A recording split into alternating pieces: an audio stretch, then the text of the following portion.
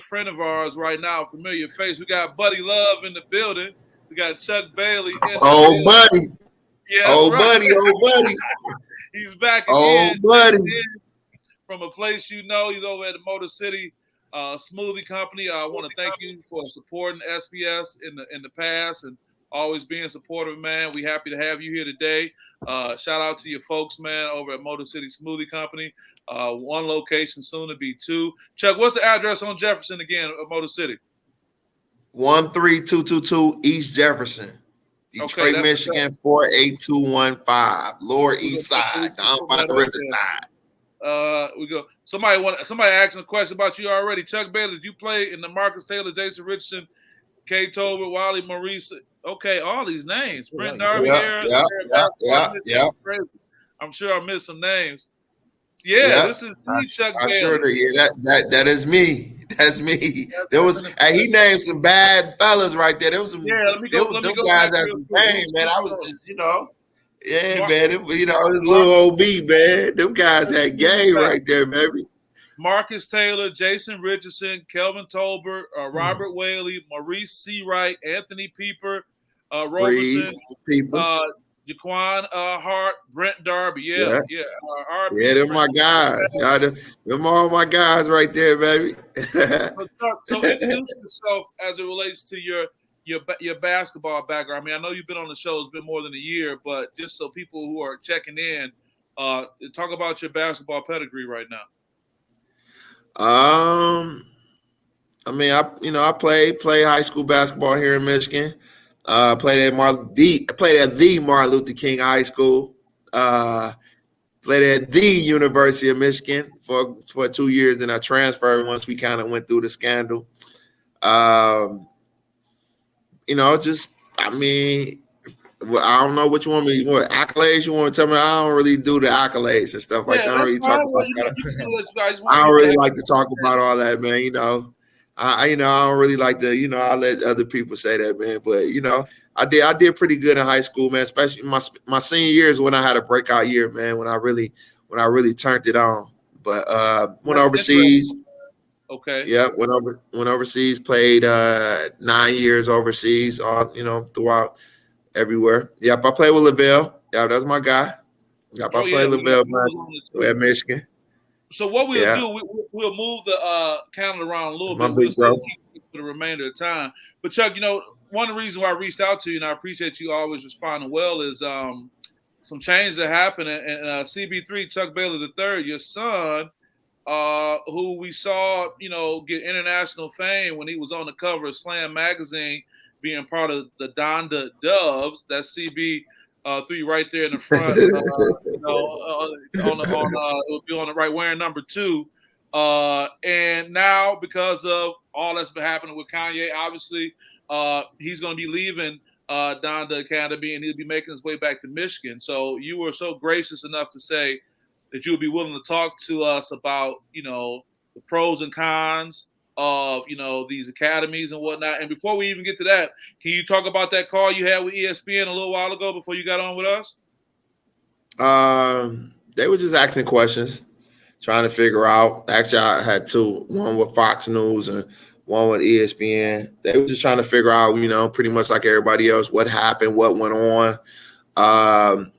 what was, I guess, the rise and fall of the academy. Just trying to figure out what really was going on behind the scenes, because a lot of parents really couldn't really talk. I was one of the few, probably the only one who was smart enough being from the east side, this side of NDA. That not disclosure. Well, take some time with us now, and from your perspective and what you're willing to share, walk us through that. And the first thing I want to say is, for anybody who want to say, "Oh, I wouldn't have sent my kid to play for Kanye West," first of all, your kid probably wouldn't have got the phone call. So you can't really say what you wouldn't have did if you wouldn't even got the call to begin with. So let's talk about that. And So I just want to put that out there, because they always got the people want to say something after the fact. But walk us through that. People they're gonna say what they're gonna say, man. It is what it is. But when you get that call, man, at 10:30 at night, and you hear Michigan, and you get the call of Kanye saying they taking a liking into your child at the time when Lil Chuck was okay. So if we start back. Go from the start. He was here in Michigan as a freshman, and COVID hit. So when COVID hit, I sent him and his brother and his mom. I sent them to Arizona. They went out there. Well, Chuck went to Arizona first, and because that was on the school system or area that was actually playing ball. So basketball is like a religion in our home. So from my father to myself. So. I sent him out to Arizona, and he had some success out there. He was one of the top players in Arizona, led the state in scoring. He was able to, open. Yeah, he led the state in scoring. Wow. Yeah, as a sophomore. He led the state in scoring. I think he averaged like 29 a game or 30. It was something between 29 and 30 a game. And he had some success. So,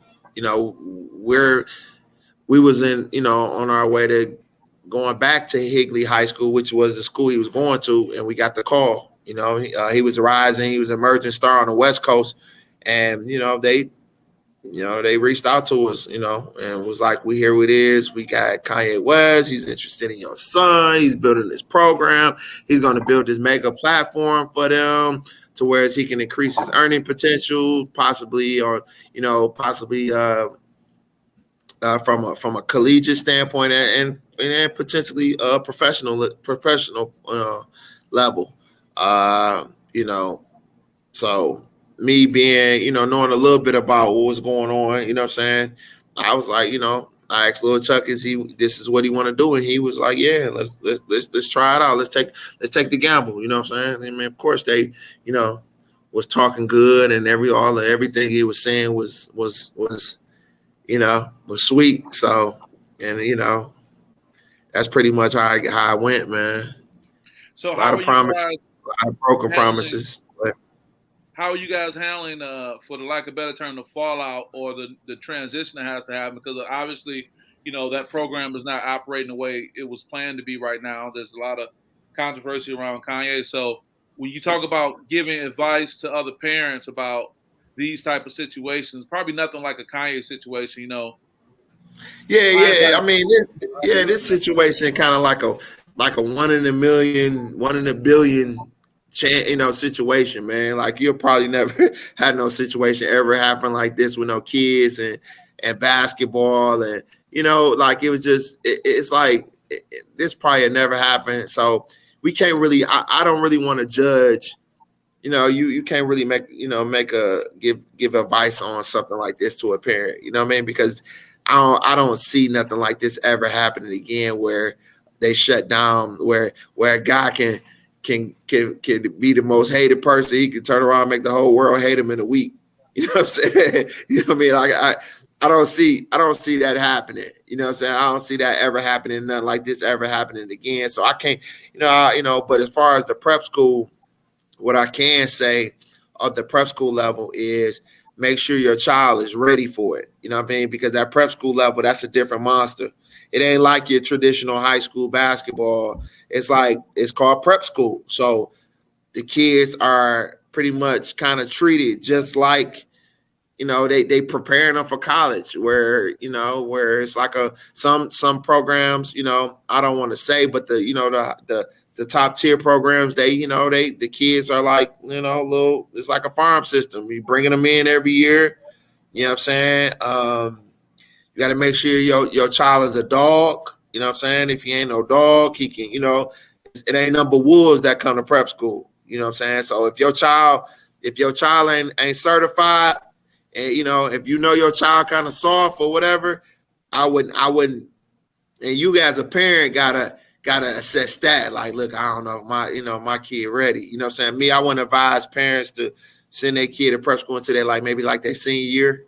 You know what I'm saying? Where they everything is So I sent Lil Chuck as a junior. It was an eye opener for him. You know what I'm saying? He got to see some things early on, but you know, I mean, he was able. He was ready for it. You know what I'm saying? The only thing he wasn't ready for was the political part, was the politics of dealing with. If it was any other prep school, he'd have been.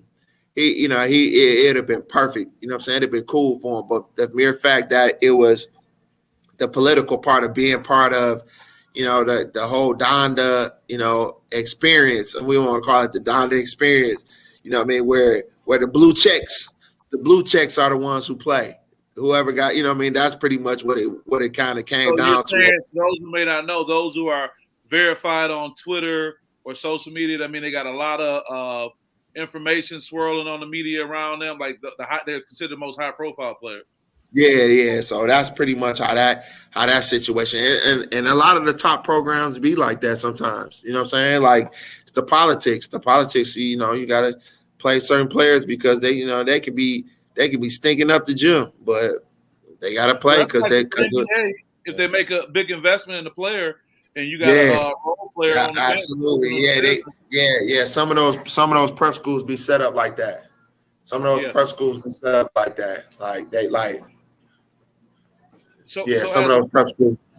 So as a father, how is Chuck? I'm sorry, we closed. We got some people coming to the door.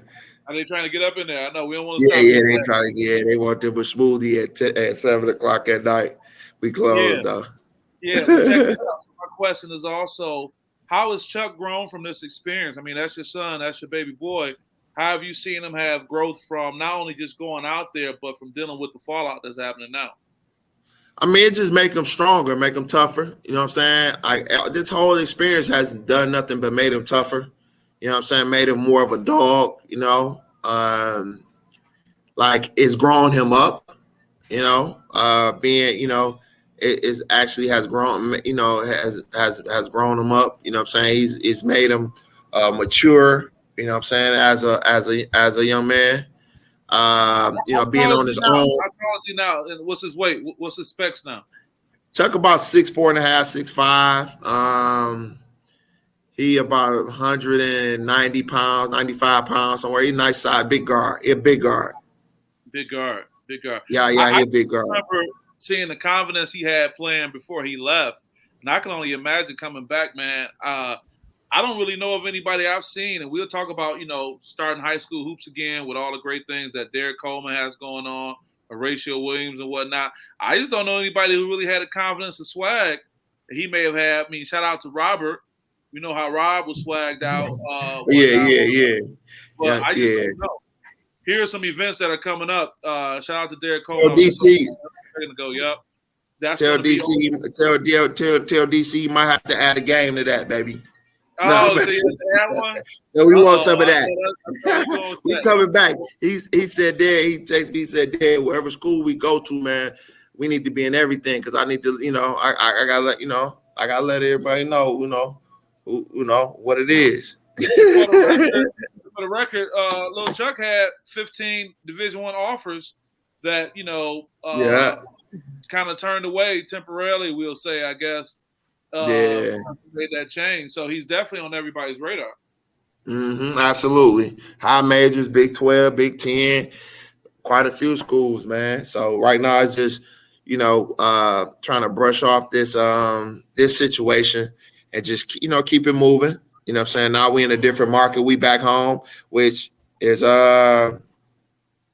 it's funny because it's funny how life is, man, because when we left, we always thought about him coming home for his senior year. It's funny how God works, man, because I used to say that. I was like, man, maybe if everything goes in his favor, you know what I'm saying, if he commit by, we get an early commitment by his junior year, then, he's gonna come home, you know what I'm saying, and play with his little brother. Because he got a little brother, my youngest son, Drew. He goes to Country Day. And what grade is Drew in? He's a freshman this year. Okay. Yeah, he's a freshman at Country Day. So he always said, if everything goes as planned, I want to come home for my senior year and potentially, possibly play with my little brother or something like that. But, Well, I know all the coaches blowing you up saying, "Hey, bring him over here, bring him over here, man." Yeah. It's funny because a lot of these coaches, I got a lot of good, a lot of these coaches are my boys. These are my friends. These guys I play with, guys that we, I do business with. I've done business with. You know what I'm saying? These are my friends. So it's always, it's a situation where I try to give them all a, when in terms of, just seeing what their schooling part has to offer, you know what I'm saying, and from an educational standpoint, and making sure, because at Donda, the schooling, I don't want to say it was poor or nothing like that. I ain't even gonna say that. I just want to say it wasn't things weren't ran properly. So it just want to make sure whatever school he does go to, they can accommodate him from an academic standpoint and make sure he stay on track to graduate and stuff like that from high school and be ready and be NCAA certified. Yeah, that's important. Chuck, we want to keep you as we keep talking about these issues. As we say, we're going to bring back, high school basketball is getting ready to kick off soon. This is the 2-day event taking place through the Rachel Williams Foundation. It's a huge lineup, day 1 and day 2. I just got a post from Nikki C on my Facebook saying, "No cash tech." Look, I had nothing to do with that. Steve on that one. So my God, they put my why ain't got Steve? Why Steve ain't in it? Well, here's a question. Just the other day, I went over to the Lofton Sea Greens Gymnasium at River Rouge and interviewed the new head coach. That's my brother right there. That's my brother, Joe. That's my brother. Good coach Carr. That's right, Joe Carr. Talk about him and what do you think it's going to be like for him leading this new River Rouge program going forward? I think Joe gonna do a good job, man. He been, it's funny because it's back to what I say. Like, all the coaches are my boys. These like my brothers. These, some of them like Joe. Me and Joe go back to like 10 years old playing over on the east side of Joy Jesus. You know what I'm saying? So, like, we go back a long ways. And in fact, when he first, like, this coach, and I was one of the ones that, telling him, like, man, you need to come on over here and, he started off with the AAU thing. And I'm like, man, you can do this. He like, no, CB, you know what I mean? And I'm like, no, Joe, this you, dog, this you. So, you know what I'm saying? Like, to see, his progress is like, man, like, it's super dope, man. Because I know that's my guy. He got a great job that he wasn't necessarily even looking for. Coach Baker in right. the league. And he ended up being the guy they thought of. So with that, stay with us, Chuck. We're going to keep talking about basketball. Terry and Orlando, you guys got anything for Chuck as we get ready to transition? I think the biggest question I have is, like, so with him moving out there, how was, like, the social life? Did he get along with his teammates? And, like, how did he stay rooted in, like, working hard always, but then, like, was he making friends with the players? And, like, how was that being so far away from home? Because I'm guessing, like, you was back in Detroit. So, like, how was he, like, with him being so far away? So at Donda or in Arizona, which one? Because he was in Arizona. Yeah. I mean, I think Chuck did. I mean, he did a good job, man. Chuck is like Chuck is like what's the right word to say? He was like at Donda. They say he was like the I ain't gonna say the old man of the team, but like he was like the mature one of the team. So like, like he kind of made everything kind of move, and he was like, and then on top of having a personality and then being from Detroit, you know what I'm saying? Like, people don't understand, like, that Detroit tag is different, man. Like, when you from Detroit, man, like the expectations of you is high, everything. You feel me? So, being that and on top of just being who he is, man, he met all his boys. He met a lot of friends, man. He played this summer. He played with Strive for Greatness with LeBron James, with Lil Bronny James. So them, he made friends with them guys, man. So he definitely built some relationships that's gonna last down the line a long time. You know what I'm saying? Where this, and a lot of people don't understand, man. Like, this basketball, like it's like a small I ain't gonna say small, it's a big fraternity. You know what I'm saying? Like, I don't know how many guys I done ran into when I played against in Little League, and then 30 years down the line, I see, we meet up, and might have played it against him in the tournament in Indiana, and I done ran into him in Los Angeles, or I done ran into him in Florida somewhere 30 years down the line. So, he definitely built some relationships with all his teammates, man. Them his guys, they love him. They are, they love him. No, that's cool. That's cool. Staff, man. Good kid, man. First a good kid. I want to say thank you for taking the time to talk to us. Just really as a parent, because I know that you've got to be inundated with calls for your overtime sports, your other academies. How are you handling? Because you've got to be getting 100 phone calls, if not more, a day. All day long. I can't even lie. Like all day long, my phone going off from especially with all of this, everybody trying to find out what's going on. From the ESPNs to the USA Todays, to everybody want to know, because I'm one of the only ones who, like I say, didn't sign the NDA. So, and then not only on top of that, all my coaching buddies, all my boys think, they all think, man, he better come here. He need to come here. Like, dog, I can't. You know what I'm saying? It's only one kid, man. If I had 20 kids, man, I sit them all and give each one of y'all one. You know what I'm saying? So, say that in Orlando, this timely. I keep hearing this comment about kind of going back to coaching. Why don't all these guys come back and coach in the PSL? Joe Carr being one of them. I'm saying, well, first of all, ain't enough spots in the PSL. Right. Cass got a coach, King got a coach, Rennie. I mean, it goes on, but also too, when people try to make that argument, oh man, he should be with Detroit Public Schools or something like that. As a proud alumni of Detroit Public Schools, my point is, it's only one young man that can go one place, and you got to go to place that's the best fit, and it just may not necessarily be who you guys think it is because it's so popular. So that's another thing that comes up with that. Chuck, we're going to keep you, man. We're going to get into 2 other segments, man. That's going to include talking a little NBA stuff. We got the breaking news, of course. There's an update on Miles Bridges.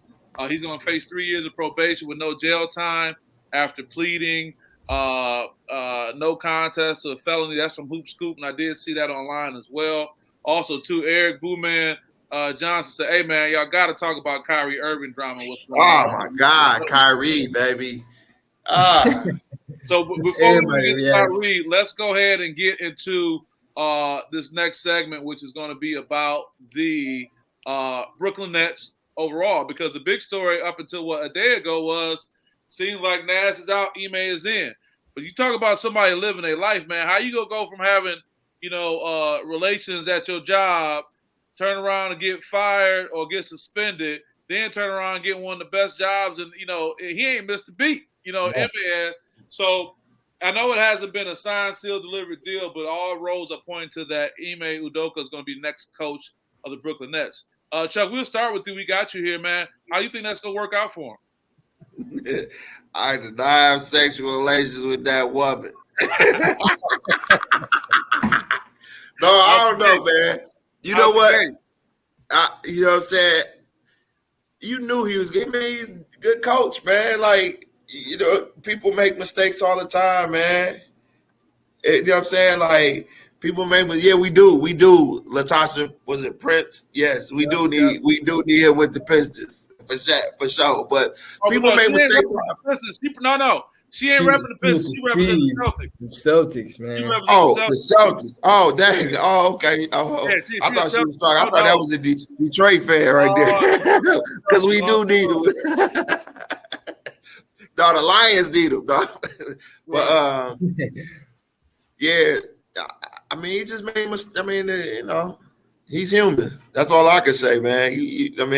So do you see him being a plug and play type coach where he could just be removed from the Celtics, go right over to this other Eastern Conference potential powerhouse with KD, Kyrie, and others, and have great success immediately? I think so. I mean, I think so. The biggest thing is Kyrie, man. That's the biggest thing is Kyrie Irving. You know what I'm saying? Like, that's the you gotta get dog on. If you get dog right, man, like but we'll talk about that. You know what I'm saying? No, let's talk about it now. We own it right now. Ron and others have made comments, including Eric as well as Hoop Scoop. So y'all on Hoops, what's y'all thoughts on Adam Silver's statement on Kyrie Irving, Kyrie's press conference today? The next stuff is a mess. Well, I would just say that it is tough, and there's a lot of back and forth. I mean, you really want to talk about comments, you got to go back the other night to what Shaq and Charles said about saying some crazy stuff. I thought them calling him an idiot was totally out of order. Yeah. But it also says these are the same guys who just signed that extended contract that we talked about a little while ago, them $100 million deals. And when you sign $100 million deals with certain companies, you come out with certain talking points to let people know where you are. I think the whole thing is going to blow over. I think what's happening with Kyrie and all that is Kyrie being Kyrie. That goes back to when they won the championship in Cleveland and JR was being JR with his shirt off, not Kyrie got his shirt off. So it's almost like Kyrie be looking to get in where he fit in, and he pulls from whatever information he has. Ed Banks, that's my guy. He said, can't trust Kyrie. I don't think he's in love with basketball like he once was. I look at that as saying I do agree with not trusting him. It's like he's always going to find something that's going to be a distraction and be an issue. What you thinking about this, Orlando? He's like that small child grabbing for attention constantly. And he can't be trusted. He can't be trusted. And the whole team, the whole situation over there is a mess. Really God help whoever ends up in that job. It's like you got a bunch of bitter players over there. Yeah. They can't get right. All of them bitter, man. KD bitter, Kyrie bitter. Yeah. I mean, Eric was asking about the press conference. I did see the press conference. It gave Kyrie what he wanted. It gave him a time to be able to focus on something that he can kind of stand out in that's not necessarily on basketball. To be honest, I'm kind of over it.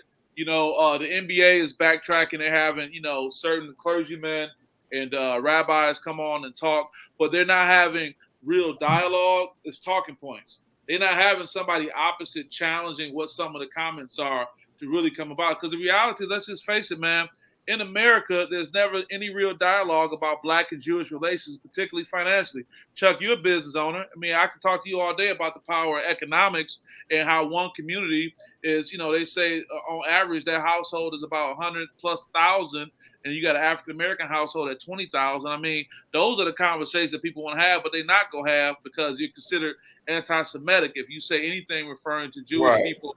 I'm looking out my window right now, and I see exactly what you're talking about. You go on this side of Arthur Road, 20,000. You go right across the street, and the average income is 120 some thousand. I'm looking at it right now. I'm literally looking at it. So I think until we have those kind of conversations, what we see in the news, man, just gonna be clickbait. It's just gonna go back and forth, and it allows the Shaquille O'Neals of the world. And I'm just going to say it, man. I laughed at this. Somebody said Chuck and Charles, Shaquille and Chuck new name is Shuck and Jiving because they be just going back and forth. Now, you can argue that one way or the other, man, but some of the stuff they say, man, I really wonder, what did he say? Shaq made a comment years ago with the whole Jimmy John's pizza, Papa John's. He said, oh, no, let me get involved. Let me get on the board. I can help bring Black people around. I mean, he spoke to that.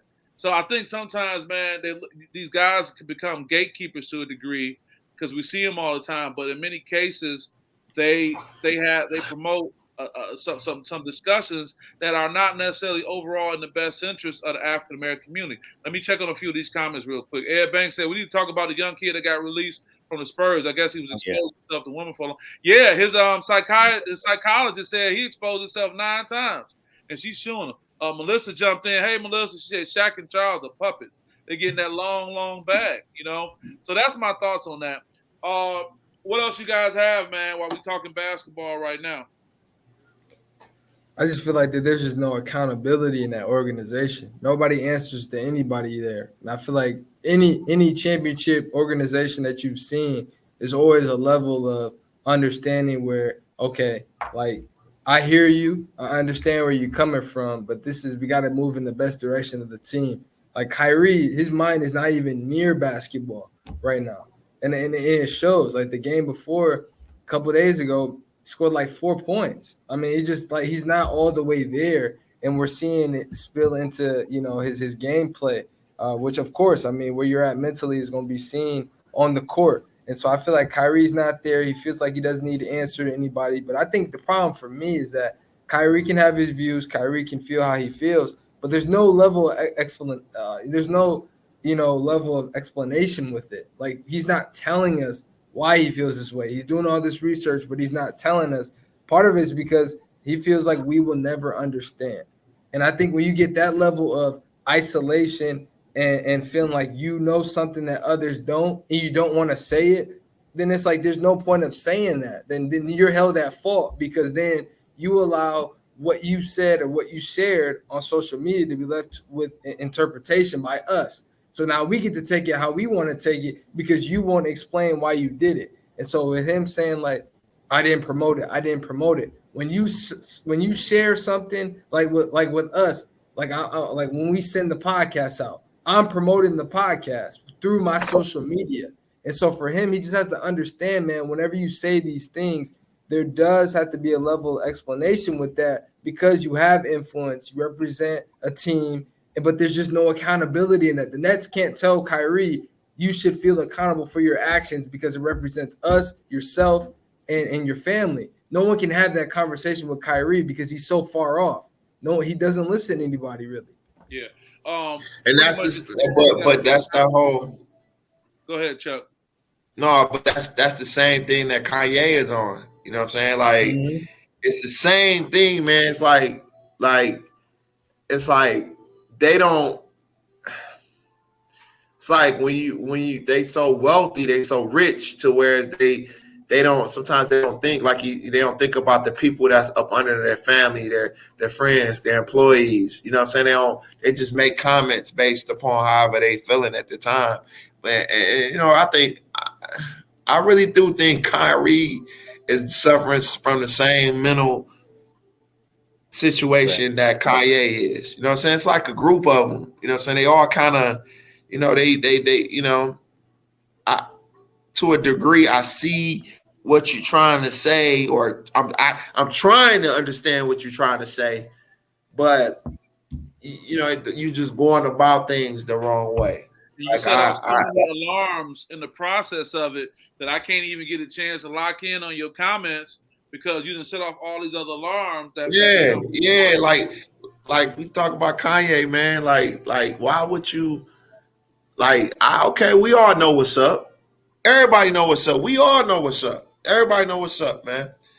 And I made a comment not too long ago. I said, man, we're about another 20 billionaires away before you can really, before you can really. You posted that. I saw that. Yeah, I'm like, we're not like probably about 20 more billionaires away before you can, figure out, okay, well, you want to make a move, So you standing alone. Yeah, you standing alone. You ain't. You look how they took. Look what they can do. They can cancel. They can start pulling stuff. Yeah. They can't cancel. Everybody else is shook. Everybody else is quiet because they don't want to venture off into that. Compared to, like you said, you got 19 other people you can lean on or say, "No, we ain't gonna do that." We ain't gonna do that. That's you move in silence. You move in silence. You move underground. You ain't doing nothing. They just what they doing is, We're getting a lot of people requesting more discussion on that whole Josh Primo situation. All I know is that he's been having a therapy sessions with a psychologist, and supposedly in that session, up to 9 times he's exposed himself. And I don't think there's describe that. I just don't. That right there don't sit. That don't sit real. That don't sit well with me. That don't sit well with me. Huh? Have she been making these allegations? She said she's been trying to let people know, but they haven't done anything about it. I think they said they told her to just avoid them, and that a write-up is coming soon. And then I think his lawyer. So after the first, so my thing is after the first one, why did you keep accepting them? Like why is it that he keep guys the opportunity? Oh, so it's like if somebody do something that I don't like, it makes me feel uncomfortable. And I'm not like by no means am I trying to take up for this young man. You know what I'm saying? But I'm just trying to understand it. You know what I'm saying? Like if something makes me uncomfortable, why do I keep going? Like, you know what, dog? Then he done flashed me, and you know what? Y'all send him to another therapist. Don't send him to me. Y'all send him to another therapist because he already did what he did to me, and I'm not feeling uncomfortable. But he got 9 times, so he was able to go to her 9 more times after that. That don't make sense to me. That don't make sense to me.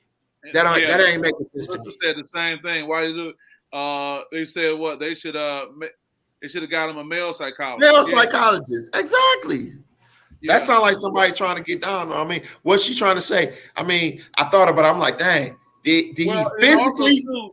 She's filing a suit, so there's a financial aspect to this too. She said she's suing them, so it could have been she kept getting those checks and said I'm gonna deal with it because they will pay her, and then that's 9 sessions she got paid for plus, or if she has other clients on the team. So she has this, relationship with them, and she's kind of managing that. So this lady, because I'm just seeing a little bit. She was a physical therapist. What was she? Oh, she was a psychologist. Mm-hmm. Not a therapist. So she a psychologist. So he had to actually book and schedule a meeting to go see her, and then when he go to the meeting is when he would pull up.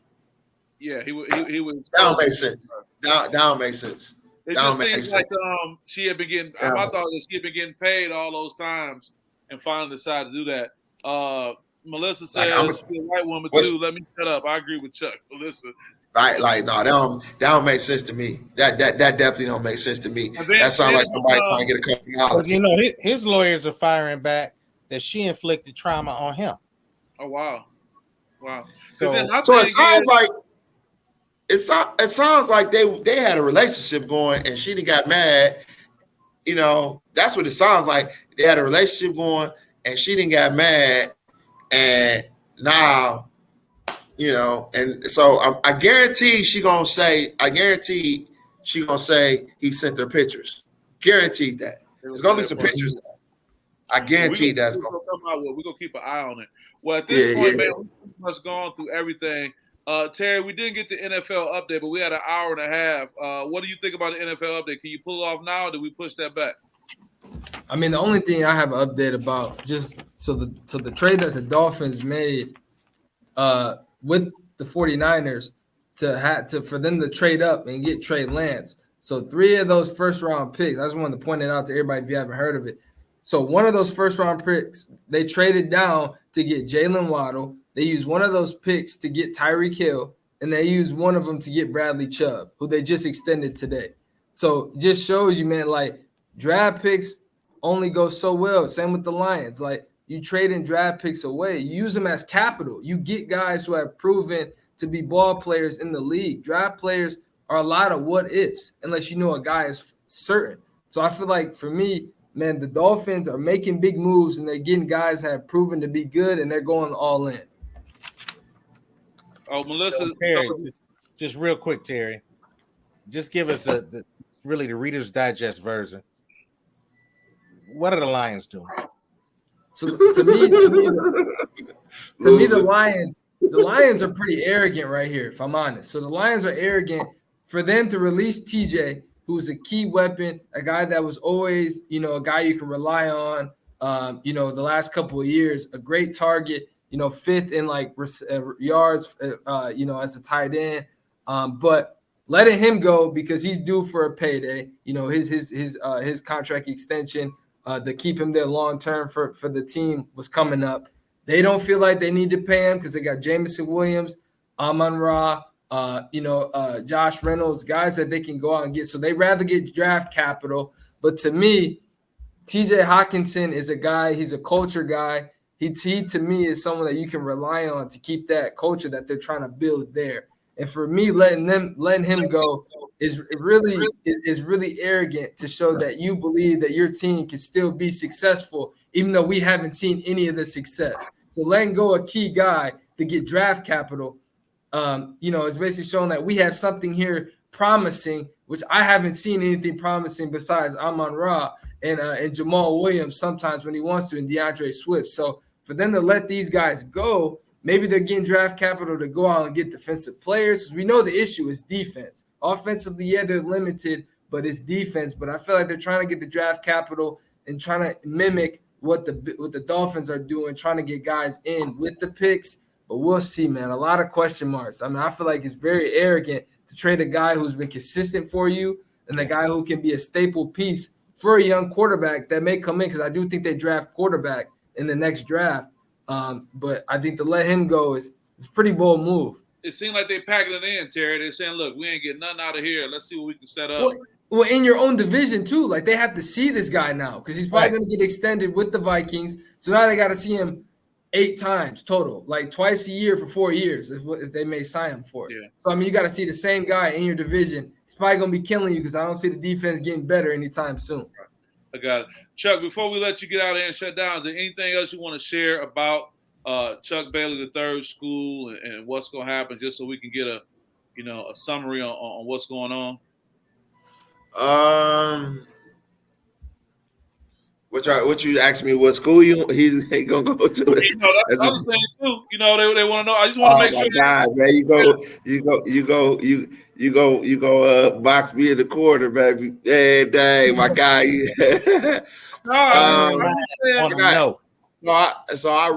I moved. I recently moved, and then I'm thinking about opening I'm about to open another Motor City Smoothie in Hamtramck. So it looks like, as of now, it looks like we're going over to Hamtramck. They got the education component that we need for Chuck. And as far as the basketball piece, DJ has been doing a good job. He's a good friend of mine. So, in this time of need, this time right now where Chuck needs to be around some people who you really trust and stuff. So it looks like, as of now, Hamtramck is going to be the school that we going to. That's a big announcement. That's a breaking news, baby. Breaking news. CBIII Hamtramck. Okay, you heard it here first. Now you know your phone will be blowing up, man. Yeah. I'm about to cut it off.